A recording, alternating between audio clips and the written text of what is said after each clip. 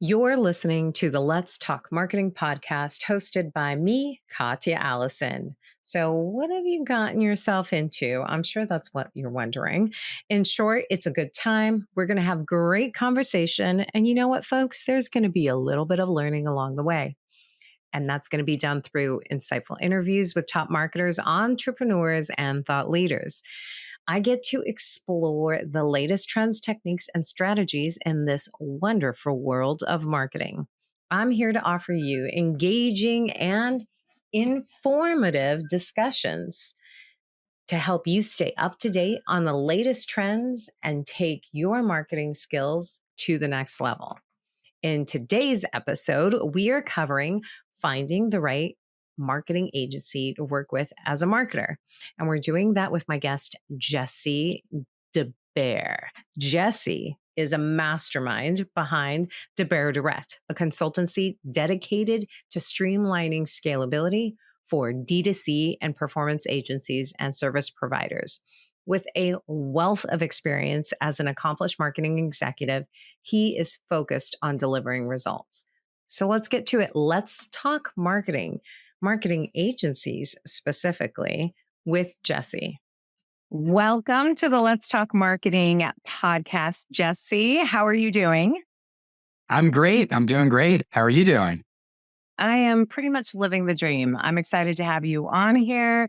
We're going to be talking about hiring a marketing agency as a marketer, which I think is like a fun twist for our listeners as well, too.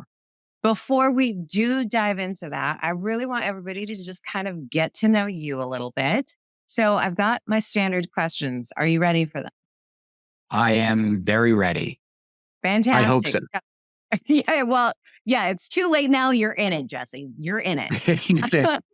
So I always like to give people like this big overview of like what your first marketing role was and anything as your first that you would consider marketing role, and then what your current role is.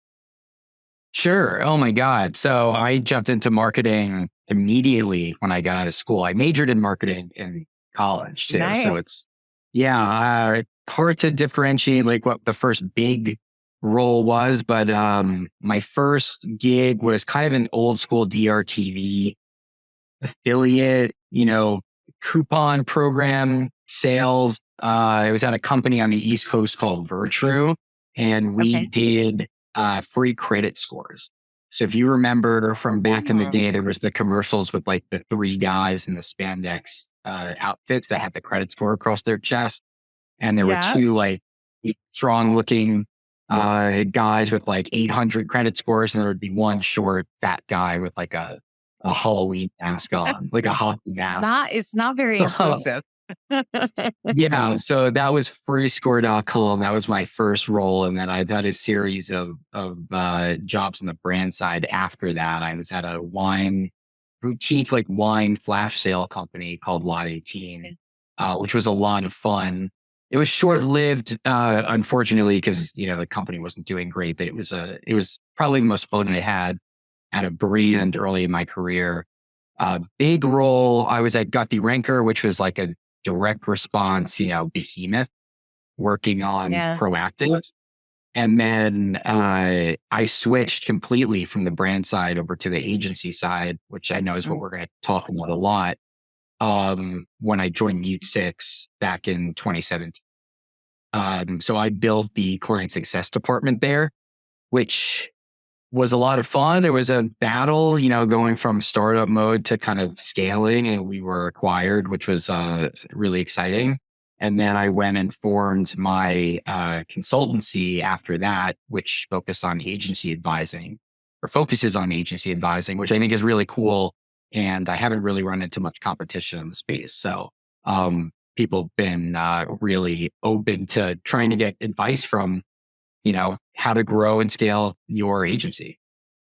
Yeah, no, I love that. And what I really like is that it really is, for most marketers, and much like yourself, as you've just described, it's an evolution in marketing as a marketer, because everything is moving so fast, and trends, you have to keep up with them as well too. And it changes the job. When I think about like when I did not major in marketing, but my background is communications and PR. And Yeah. it, when I think about like when I went to school, they were still talking about fax machines, which Yeah. definitely ages me. But I'm like, well, none of that information that I learned is totally transferable Yeah. into like what marketing looks like now.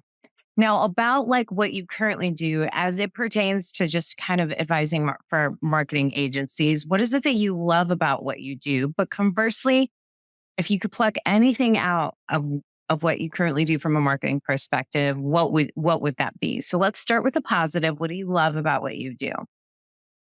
What I love about what I do, I think, is just working with, different performance and digital agencies and seeing how they all have a different approach.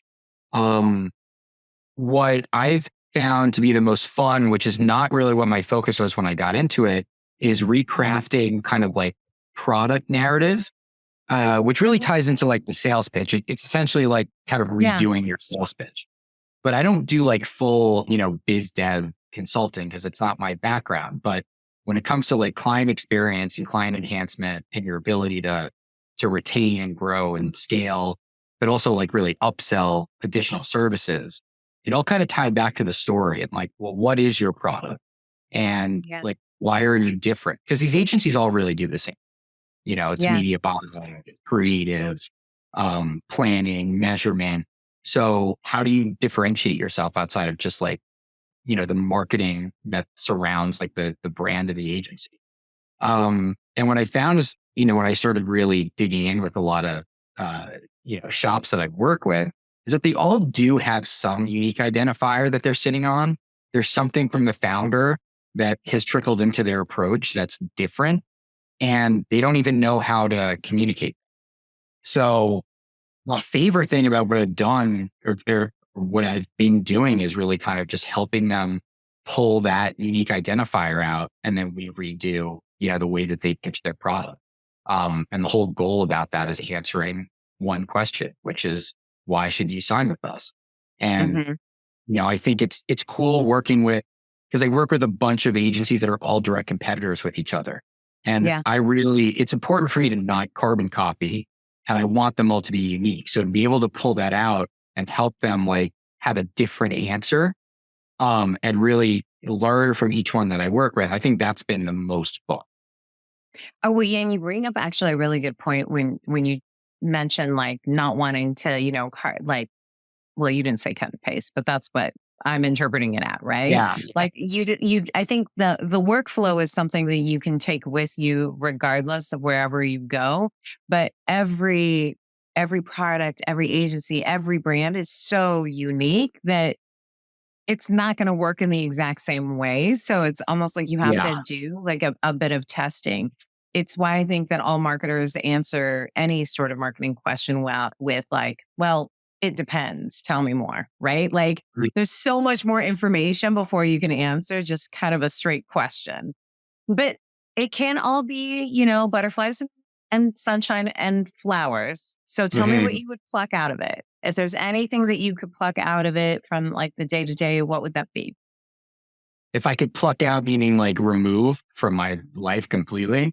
Yeah. Yes. It's just, Yes. Don't name a oh person. man, Jesse. it's tough because Don't it's name. probably like the thing that I sell a lot in terms of process and procedure, but like actually putting together SOPs and just like, kind of like executing on process for someone else's business it's boring. It's like necessary, but it's boring. Like I like the more fun, let's kind of sell your story and put together a new plan. It's fine because I have a lot of that stuff kind of like built out that I deliver, Yeah. but it is the nitty gritty part of like, that's really what they need help on. But it's the boring kind of, well, let's get this on paper and get this set up and get it into little folders and accessible to everyone. So I'd love to remove that completely. Naming conventions, project management tools. It is so true though. And Exactly. I talk to marketers all the time.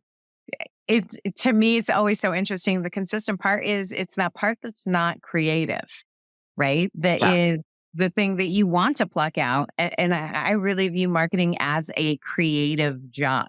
Like you're trying to come Yeah. up with different solutions. And the goal as a marketer is really to ensure that you are creating a toolkit that you're always able to pull from so that you can focus mainly on the creativity part. Cause gosh, when you get that like Yeah. spark an idea, that's my jam for sure. Yeah. But I think there's a difference between marketers and marketing, right? Marketers don't Yeah. want to have all this process. They want to be creative. You're either going to be really creative or really analytical, but either way, they want Yeah. to just be left alone to like create and Just leave you alone. optimize. Yeah. Exactly. Well, and you have to be able to stay up to date on trends and with, Yeah. digital landscape being what it is. I'm really curious if you turn to social media networks for Mhm. inspiration, entertainment, and education. And if you do, which ones do you pull from? So, for example, are you getting knowledge or education from LinkedIn, or do you not do anything at all? Are you entertained by Really. TikTok? Tell me more, Jesse. Do you use it? Yes, yes, and they all have a different role, I think, in Okay. how I'm staying up to date and educating myself. So, for just general kind of like marketing and business awareness and trends, LinkedIn and Twitter, I would say, or X Ooh, are X. really, Let's correct yeah, that. are really kind of the big ones. Well, X is very helpful for a lot of like, there's just a lot of people in the D2C space that use it to share. Okay. And I think that's become a big trend recently, kind of like in the space for a lot of founders and entrepreneurs is to like build in public and really share Yeah. a lot of their secrets. Um, which I really don't look at as kind of a flex because they're still like, hey, yeah, we want everyone to win. We're going to share it. You just need to execute Yeah. on it. You can. But there's been a lot in terms of like building threads on Twitter X that's happened for years. Like you just look at D2C, marketer, Twitter. Um, it's a really valuable resource. LinkedIn is very similar. Um, but it's a lot of self promotion and branding as well. So like Yeah. you have to follow the right people, but you also have to pay attention to kind of cut through the noise. So there's a lot of sharing in order to build a following and like get your name out, but it's not always, I think, the most educational, 100% of the time where I've seen a little bit of a different, thing on Twitter X because there's just more people, especially before it became X, you were limited in your character count. So people's engagement with Yeah. posts really be like they had to keep their point really tight, which I think helps really drive the message in, especially as you're going back and forth between different marketers. Yeah. For just like kind of advertising trends, obviously, stick to the platforms where the ads are being served. So as much as I would love to pull myself away and out of Instagram and TikTok and even YouTube to a degree, like just have to stay on top of what other brands are doing. Yeah. I've got to be able to go into conversations being like, oh, well, this is what I've been seeing in my feed recently. These are the trends that are popping up on how creators are delivering their message. TikTok is kind of like the premier spot right now because everything's being developed TikTok first and then it's being applied to, Meta, Instagram, and feed. And then on YouTube as well for YouTube Shorts. But like that's really where the trends are starting and where they're being set at the moment. Nice. Now, outside of social media, how else do you stay up to date on trends? Aside from this podcast, do you listen to podcasts? Do you read like books? Is there a newsletter? Is there a community group that you're part of that like you either want to give a shout out to or say like, hey, this really helps me stay up to date on things? Yeah. So when I was at my last agency job at Mute Six, we had an eMarketer account, which can be pricey, but I will say that was the best source of information for me, I think, to find trends, to find specific data. I would say the best way to do it now on a budget, if you're not going to pay for like an eMarketer subscription, Yeah. is newsletters. There's a lot now. So again, it's something that can be difficult to cut through the noise, but like the D2C newsletter that Pilot House puts out is great. There's Staffed Marketer, which is great.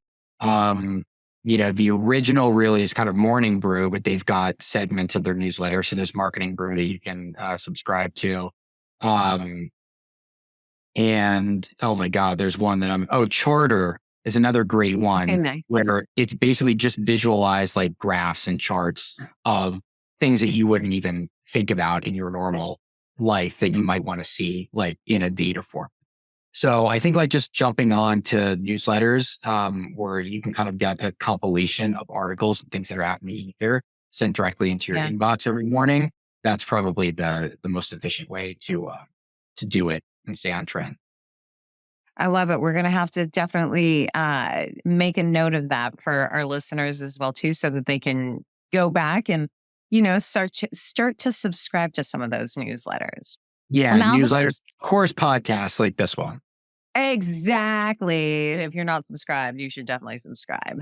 Mhm. And get it in your box every Tuesday.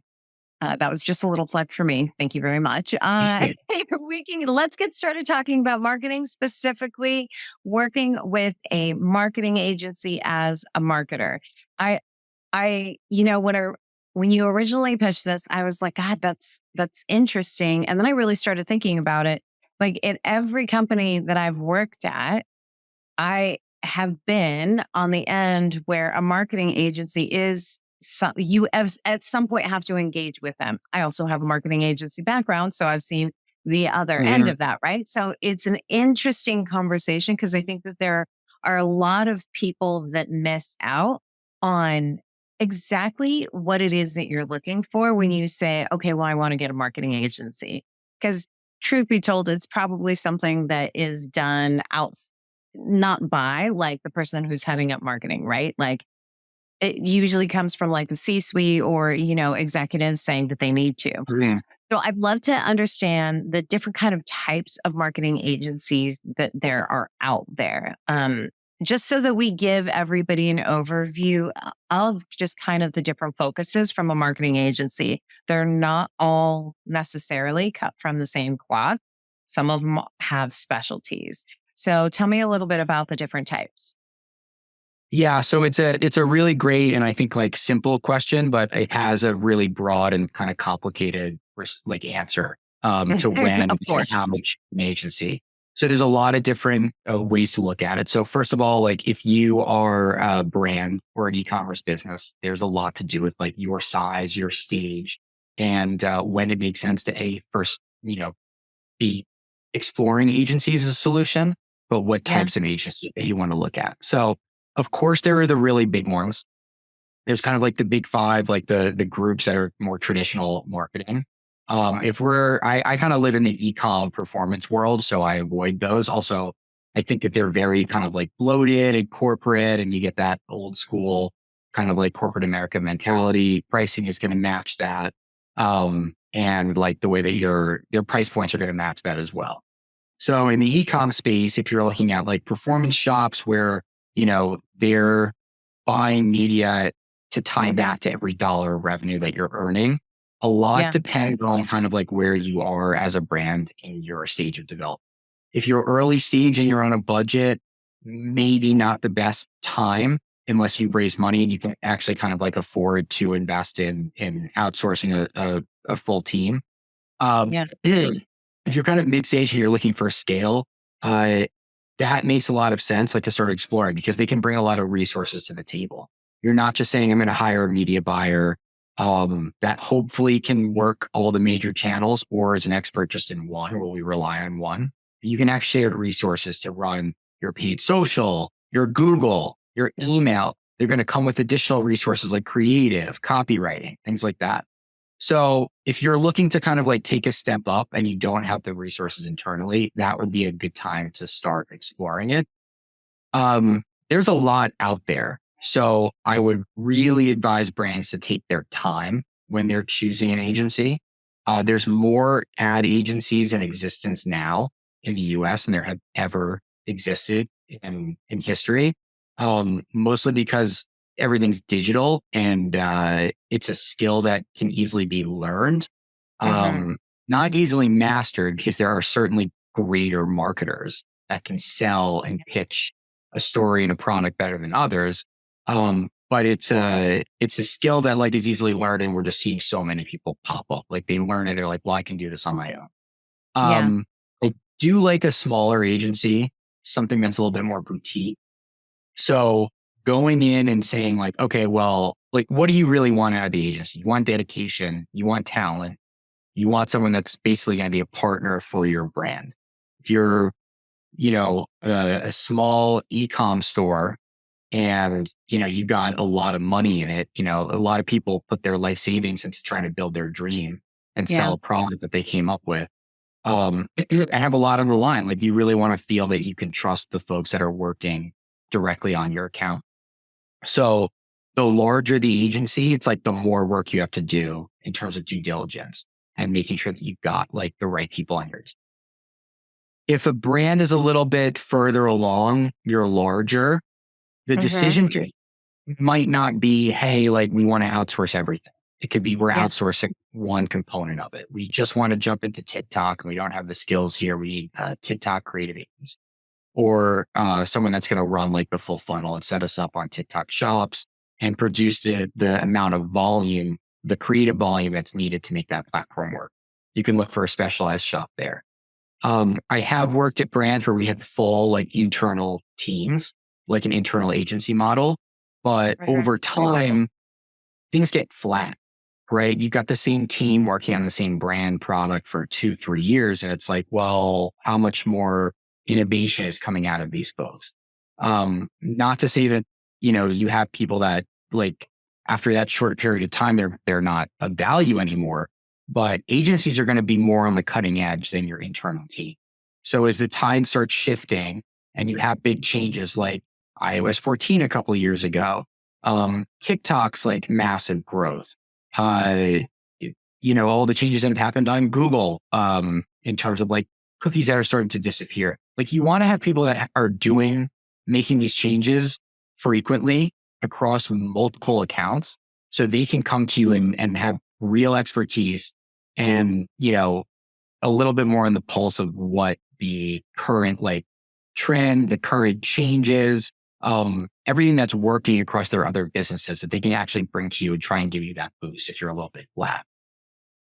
So, what I'm hearing you say then is there are a variety of different types of agencies that really Mhm. cover broad to very niche topics. And what we Yeah. really want everybody to look at is, what are your overall goals that you have? What is your budget? Because I think budget really plays into it. What stage are you at in your business? I think that speaks to the small or large, And right?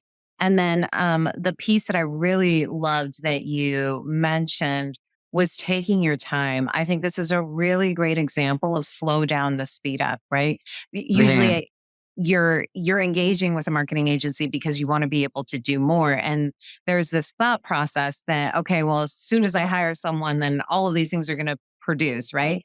And there's so much in this like relationship building as you're trying to identify which marketing agency you want to work with that is going to play into it. At least I know that from my end, right? Like, I Mhm. love that you like boutique agencies. I think Yeah. that they're like, there is something to be said about like the boutique feel of an Mhm. agency, right? Like it feels much more like a partnership. You get more attention because they're more selective about who they select versus like Mhm. an agency that's a little bit bigger. I think I've worked, well, I'm not going to call out the big agency that I've worked with, but Yeah. I've worked out, well, yeah, that seems like a bad call. I might want them on the podcast at some point. But like I've worked with the bigger agencies that, man, they've got Really. so many people, but it's almost like adding so many people removes you so much Yep. from Yeah. your brand a little bit. I don't know if you agree with Yeah. that. Yeah, no, I totally agree with that. And it's like, I like boutique agencies, but it's not just boutique, right? I think Yeah. mid-size, but as long as they're independently owned agencies, like that's Yeah. really what the innovation is going to be. I think like the Yeah. founders are usually marketers themselves. Yeah. Um, they're trying to develop something that is new and different. They live and die by their success rate with clients. So I think like, that mentality is what you want to cascade down into the rest of their organization. So, That's so like, I've true. worked with agencies that are really boutique, that are 20 people, and some that are 100, people. And they still have like a nice sweet spot, that 120 employee size. Yeah. If they've got something that's innovative, they've got technology that like their founders develop that sets them apart. They have an approach that their founder or founding teams like have kind of taken, coming from whatever their past experience was. That's really unique to like what they do. So as long as you've got like, I think the right leadership in place, which is definitely something you should look for when you're, choosing Yeah. an agency. You want to see and like really spend time asking questions about like, well, what is the approach? What's the mentality? How is everyone motivated? How are they Right. compensated in terms of like keeping them hungry and dedicated to your account? But like understanding what makes you guys different and why did that approach, like, why is that the approach that you guys as an agency have put, in front of your clients? So true. Asking what their approach is really huge versus Right. saying, can you do this, this, this? Because I Yeah. always find that when I open it up in that way, like, can you do landing page design? We can do it all. You can't really do it all. Yeah. What is your sweet spot? Like, nobody can do it all unless your Yeah. team is really large and they're so specialized. But even that, like, I don't know. I really question that. I don't. There's this, maybe I have trust issues, but there is something to be said about someone who says we can do it all. I know that you can do it all. Just tell me what your Yeah. specialty is. And that's totally fine. I need that kind of transparency in order to know what my next move is. I mean, I think you hit it right there in the head with the trust issues, right? Like that. Yes. It's right because they are. If you're talking to a full funnel agency, like they are supposed to do all of those things. They are supposed Yeah. to say, like, yeah, we've got capabilities across every aspect of what you're looking for, but we know that like they're not going to excel at every single one of those items. Yeah. So landing pages is a really good example. It's like, okay, do you do landing pages? Yeah, of course we do them. But what's your strategy behind doing them? Are That, you just, yes. yeah, it's like, are you just going to put together, you just landing page templates and you just have a page that like we can send traffic to? Or is it going to be integrated into the larger strategy and how does that work? So, and then not only how does it work, but show me, Yeah. like give us examples. So I think like when I talk about taking your time and choosing an agency, it doesn't mean like spend a long time. It just means allocate enough time to dig in to each one that you're speaking with or being pitched by to try and uncover like every red flag. Maybe not Yeah. every red flag, but uncover every like aspect of how they're going to approach your business. Well, I think it's about being thoughtful. I think essentially Yeah. that's what both you and I are saying is that we be thoughtful with your selection. I also think one of the questions that I like to ask is, what are you known for? Because I think that's a creative way to get them to like really identify what their sweet spot Mhm. is, right? And I like it when agencies play a little hard to get. I want them to be selective, right? Because it means that Yeah. they're taking just as much time. So, That shows me that they truly want like a relationship and a partnership. And again, it goes back to that trust that we were talking about earlier as well, too. So I think like it really shines a light on that. Now, before we got online, we were going to focus on performance agencies. So, in light of the fact that we've talked about like boutique agencies, we talked about full funnel, what do you mean when with the term performance agency? yeah. So, performance marketing is really just, you're not buying impressions, you're buying sales. I think that's really like the simplest way to just describe it. So what you're doing is every dollar that you're spending has to be tied back to revenue that's being returned. Like it's got to be tied back to an ROI in a positive fashion, and then constantly optimizing your ad campaigns. So in a more traditional like advertising sense, like a bigger brand, like a Coca-Cola could go to a big five agency and say like, hey, we have $10 million of budget that we're going to spend. And all they're doing is buying impressions, right? So they're just running ads, not necessarily being tied back to like super efficient sales. So on the performance side, you're doing the opposite of that. It's you have to acquire customers for me. And impressions are kind of secondary. And you see that if you're like buying media in Facebook, Meta, let's say. Yeah. You could be spending money and like the CPMs are going to be much higher than what you would see in traditional advertising. The cost to acquire a customer might be higher, but you're going to get more customers with much fewer impressions than when you're just kind of like blasting your brand. So it's a lot more just surgical, right? It's got to be very efficient in terms of like how you're targeting the best possible consumers. And then a performance agency is really just going to run that type of marketing. Everything that they do is for ROI. The channels that they're running on, the way that they're establishing their budgets, all the data that they're driving, that they're delivering back in terms of like how we're looking at and driving success, how they're Yeah. approaching their media mix.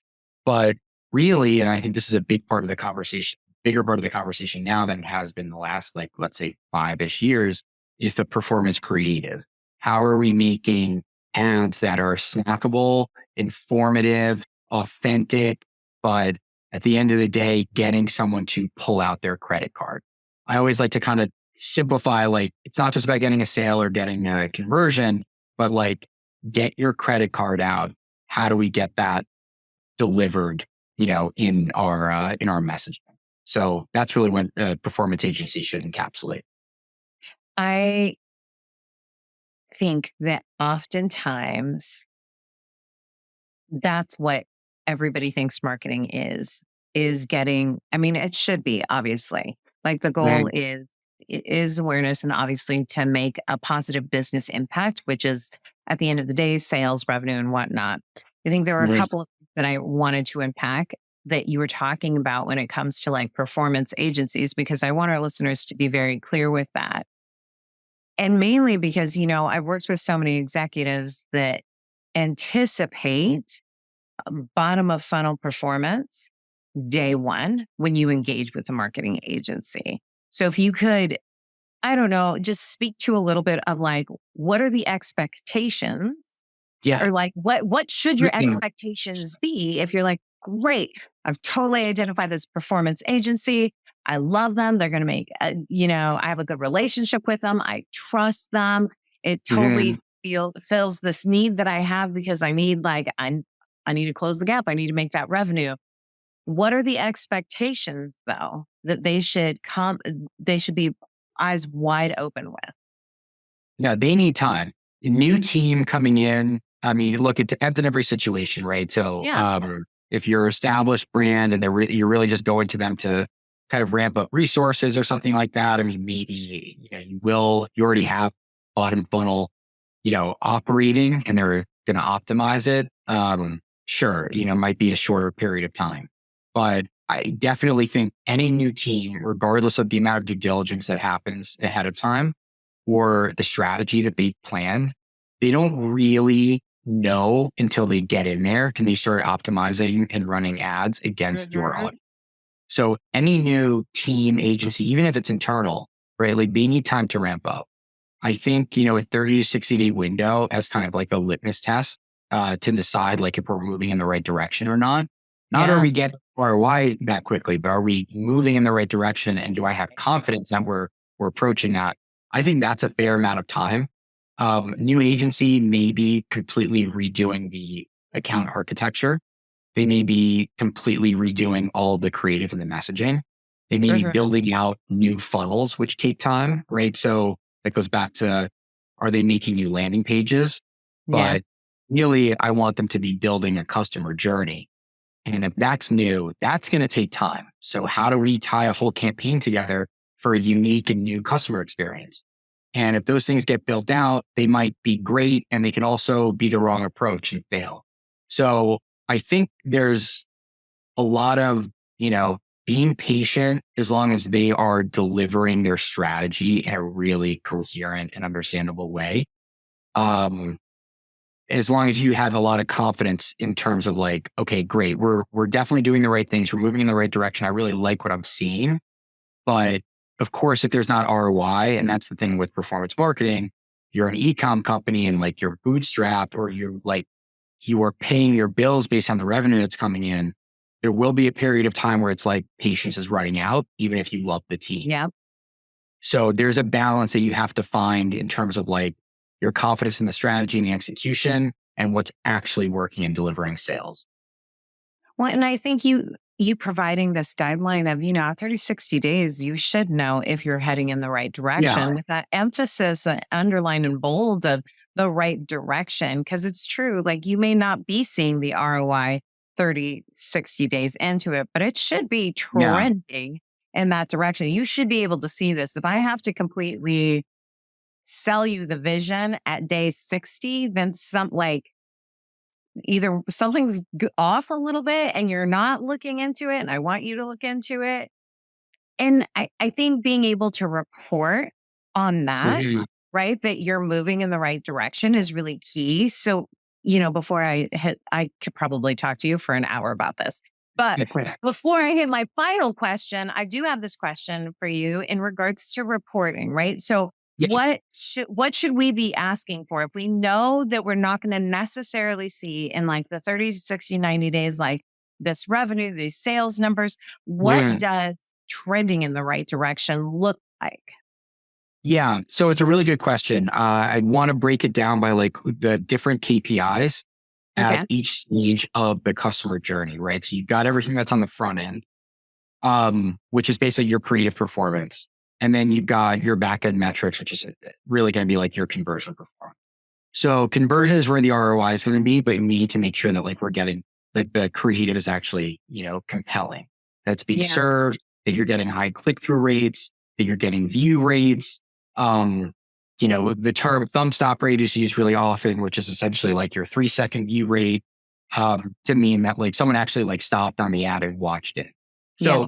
So coming into a new agency, they should have either during the pitch or at least during onboarding run, preferably during the pitch before you sign, but performed an audit on your existing account and Yeah. identify like areas that are lacking. So that can be, do you have a conversion problem or do you have a creative Mhm. problem? If your conversion rate's high, but the volume coming in is really low, and we want to focus on like, okay, well, how are we making improvements there? I would start looking at, okay, we're at 30 days, 60 days. We got our new creative launch. What are we seeing on the front end? Did we start seeing like improved thumb stop rates, improved click through rates? Did our overall traffic to site, increase? If that happened, then that's great. It's like they identified a problem and we're seeing that, that problem start to dissolve. It's moving in the right direction. We're on a better track. If conversion stayed up, then it's like, okay, great. We feel really confident. And we want to make sure that like they've got a plan to continue iteration. If Yeah. the traffic really increased and conversion didn't stay, right? Like maybe it was high because we had high intent traffic coming in before, and now we've Yeah. opened up the floodgate and it's not there. Then, we want to push them on, okay, well, what are we doing to make improvements here? Do we get CRO recommendations? Are we going to get new landing pages, new customer journey funnels built out? So all of that ties into like their ability to report, just on like in the simplest form, purely getting interest from cold audiences, driving that traffic into conversion. You can get more complicated with reporting once you start throwing in new channels and you want to build your media mix and look at it, Yeah. start looking like fractional credit through attribution.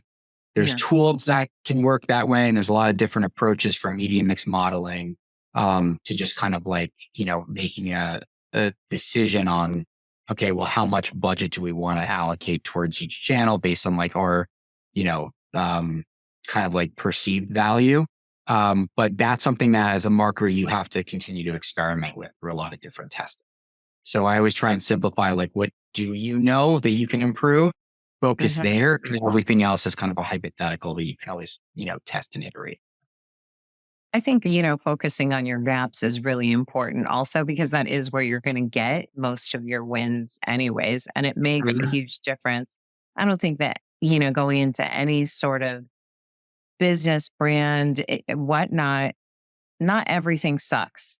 Yeah. Even someone who's not doing all the things, not everything sucks. Something is working if the lights are still on, is my Mhm. point of view on things, right? So, like, but what can we improve? And I think for me as a marketer, I call that like the low hanging fruit. I'm like, these are my easy wins. I want to I want to get on the board.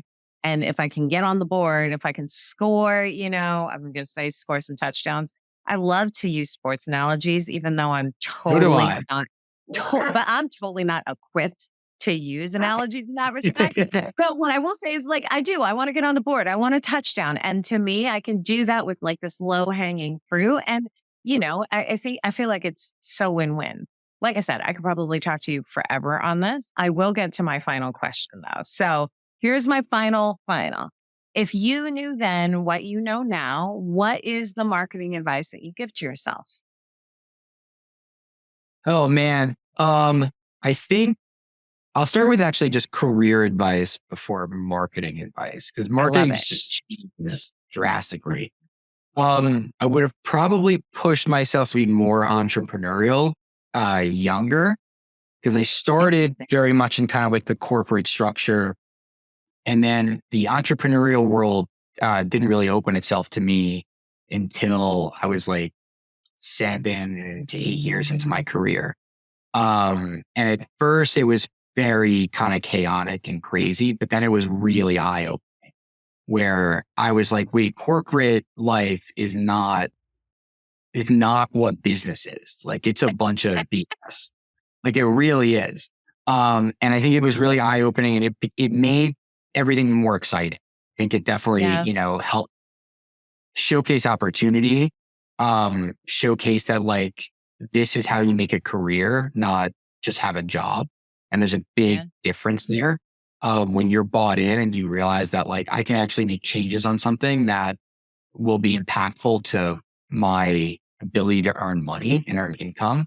And that I don't Yeah. have to sit around and just be like, oh, we'll give you a small raise every 2 years. Yeah. But like, you can have a big raise every month if you really kind of like, look for ways to either incentivize yourself or build an incentive program within, your role, or like go into business for yourself. And, I see all these folks that got into it early, and it's like, great, that's so cool. And I try and push a lot of people who are, coming out of school or young in their career to like really not be so tied to just like, I have to have this job.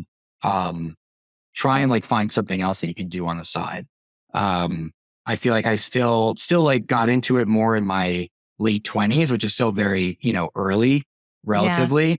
But I think that's something that it's like you should try and do something on your own as early as possible. That's interesting advice. I think some people are more apprehensive about the entrepreneurial, but I love that for you. It's, I think it's very scary. So it's easy to be apprehensive. The Yeah. trick is just surrounding yourself with other entrepreneurs. And I Yeah. know that sounds a lot easier than like it might seem, right? Like, cause you're like, well, where do I find them? They're um, everywhere. they're really everywhere. And it's like, just surround yourself with people that like have a mentality to kind of like challenge the norm, Yeah. and find really good mentors. And it doesn't mean that you have to do it like overnight, but I think like just being in the right mindset and being around people that have that mindset, that really helps push and motivate people. Because if you just stick in the corporate structure, you're going to be around that kind of mindset. And Yeah. that's something you can always fall back on.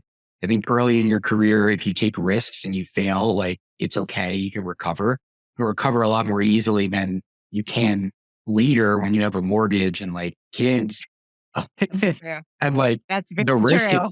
yeah, it's like the risk is greater. So I think that's a big benefit to try and like motivate someone who's like just starting in their career to try and take more risk. And it's interesting that you say that too, because I classically say that I am a risk averse person. And you think that if you go with like an established company and if you go more on this corporate route, that like this is safe. It's so much better than, going this entrepreneur route, which in that case, like you're betting on yourself, which I think goes a long way. But the truth of the matter is, I don't know that there's anything that is completely secure. I got laid off twice this year. No. Like that is, and it felt like out of nowhere, and it's not due to lack of work. So it really did make me think at some point though, should I have bet on myself versus going on like the bet of somebody else that has that entrepreneurial spirit, right? Yeah. So I do like I like what it is that you're saying. Yeah, I think it helps, like once you have that experience, like the mindset is great because Yeah. you can find yourself in those situations. Like I've been laid off twice in my career as well. And I know Yeah. the past 2 years, like our industry got hit hard with a lot of layoffs across the board, Yeah. right? And you're diving into cool, exciting things like running a podcast. And like I think that you know, putting that pressure on yourself to do something like it's fulfilling and rewarding, which gives like a sense of purpose and keeps you motivated, like in terms of your ability to find work and earn income. Yeah. But these opportunities also, like doing that work opens up opportunities. So I Yeah. think like for people that have been in these like layoff waves and all they're doing is applying to roles at other jobs in the space, like they're now one of like thousands of applicants. I know. And always like, it's not the way to do it. If you actually like kind of go out and just start networking hard and hustling hard and building relationships, people are, when they have an opening, they're going to come to you first before Mhm. they post a listing. And like, that's really the way to do it. Um, and I think like just kind of getting that experience out of the way, you have a better story. And then especially when you do, if you do decide to fall back on like a regular job, your story and your interview is going to be much more compelling than anybody else because you'll be able to have something really meaningful about what you've been doing and what you've been working on. And that says a lot about like you as a person, as a candidate, and like your approach to every day. I love that. I feel like we just had a whole separate podcast just about career choices. Now, before we completely do sign off, did you have some marketing? Like, what would you tell yourself now if you knew then what you know now? Oh my God. You know what? That's a tougher question for me from when I started too, because Yeah, like the entire digital landscape has changed. Like when I yeah. started, we were doing IO based, like display buys with AOL and MSN and Yahoo. So it's like, That's a good callback. AOL, the if I original. knew, I probably would have just like invested more money in some of these, like, in Meta and Amazon for sure. I think I probably would have tried to spend more time learning the ins and outs of search, which I think Mm, is looked at good. um, often as like kind of second fiddle to like what you see on social. Um, and I was a Google buyer when I was at Guthrie Ranker, but I was focused exclusively on YouTube and I didn't do search. I There was see. someone else that handled it. But I think there's so much that you can pull out of it because you're learning about user behavior from Mhm. what they're looking for, like just contextually. I think the contextual data is really important in terms of like a feedback loop to the front end creative. What are we Yeah, seeing work well just in pure copy that you can then put on an ad that you're going to run on TV or on Instagram? How the same thing with like a landing page. I know there's been a lot of data that shows like if you match the search headline to the landing page, your conversion rate will actually go up because of the consistency. But that's really yeah, where you're going to get messaging optimization. And you're seeing like users behave when they're mid to bottom funnel, which I think tells a lot about what someone is looking for, which can really open yeah. everything back. I think it's an area that has invaluable information. And I think brand owners and people look at acquisition and like, how do we acquire more customers? They don't value it in terms of like the amount of time that they spend on it as they should. Yeah, oh, absolutely. I think I Google something every hour, it feels like. I'll be watching a show and I'll be like, let me Google that. I wonder if it's amazing.